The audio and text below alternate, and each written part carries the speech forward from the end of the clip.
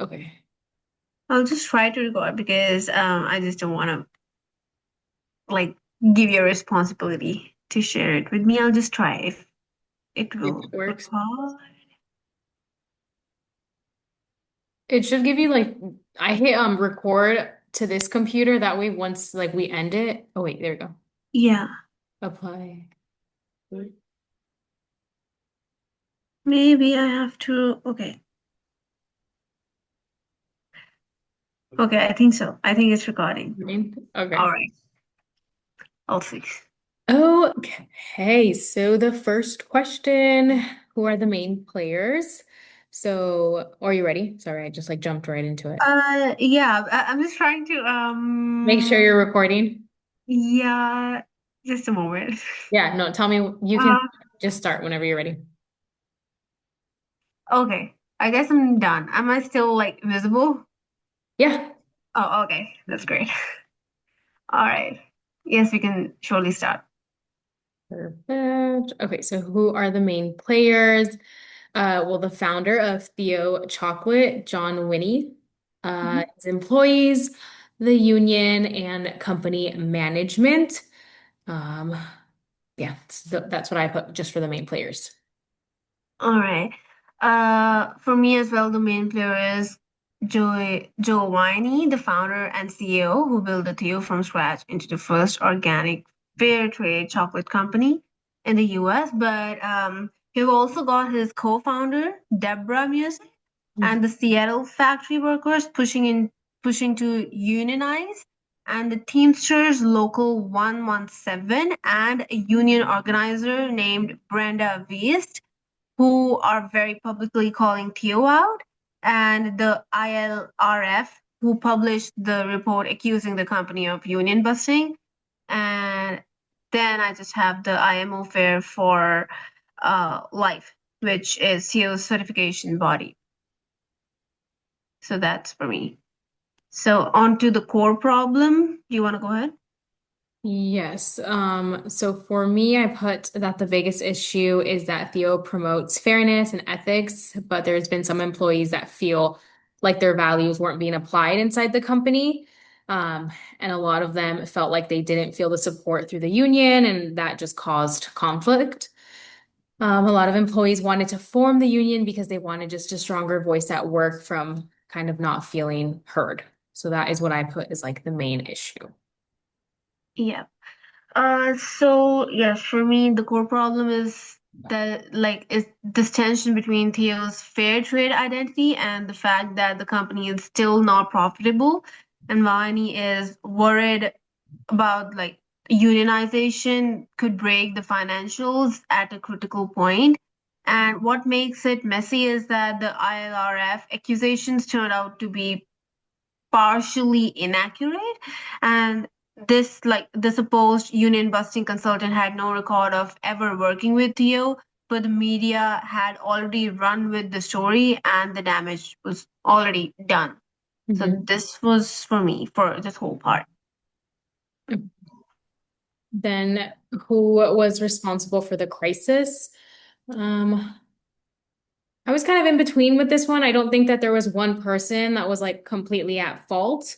Hmm. I think management could have like communicated a lot better and with the employees as well, like if they had concerns, and if they felt like they weren't being heard, I think that all kind of ties together with management as well. I think as the company grew, it became harder to maintain like that same culture. This connects to the idea from Fradrich and Farrell that the companies need to consider all the stakeholders and just like make sure that they're including all the employees. So I was just kind of in the middle. I don't think there's just one person that was completely at fault. Hmm.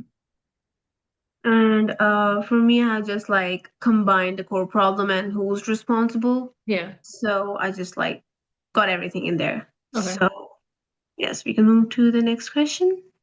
That's the analysis and evaluation. So you want to go ahead? Yes. So this one, is it the same question? The for his values? Sorry.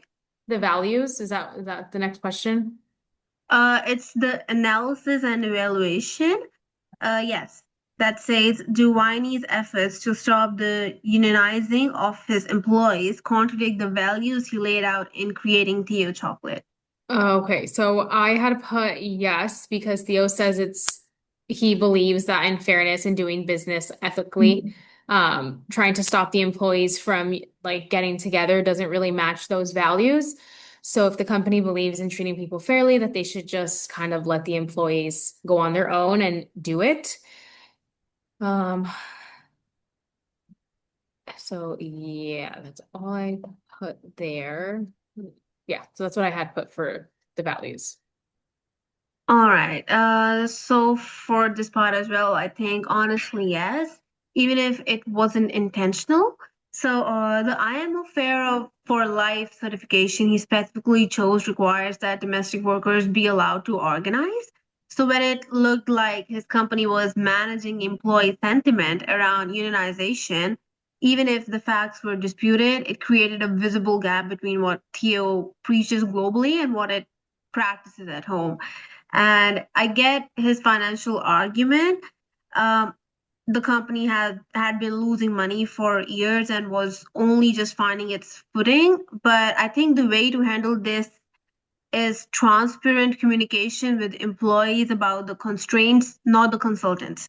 And the contradiction isn't that he's weighing the competing interests. It's that the company built on fair labor globally appeared to apply a different standard in Seattle.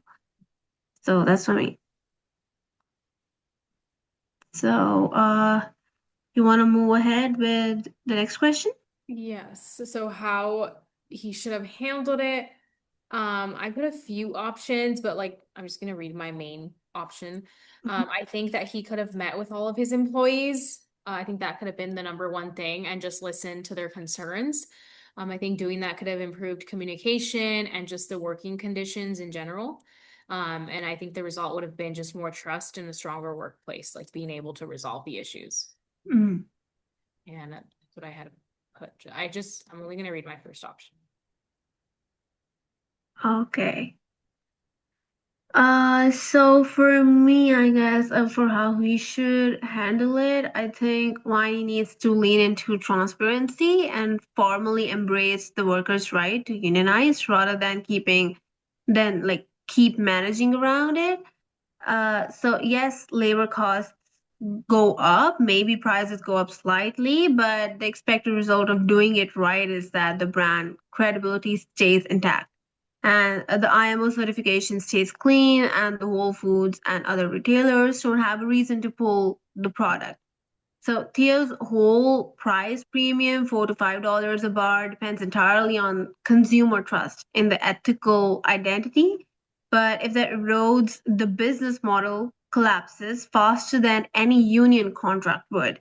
So the other part would be like continuing to resist just prolongs the media problem and risks the brand irreparably.